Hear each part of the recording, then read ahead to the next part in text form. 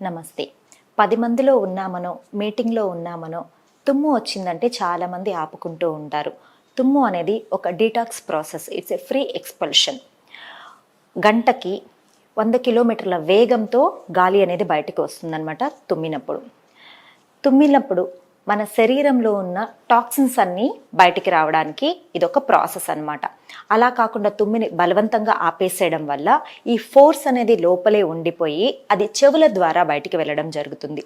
దీనివల్ల కళ్ళుకి రెడ్డిష్ అయిపోవడం, దెబ్బతినడము, లేదు అంటే చెవులు వినికిడి శక్తి తగ్గిపోవడం అనేది జరుగుతూ ఉంటుంది.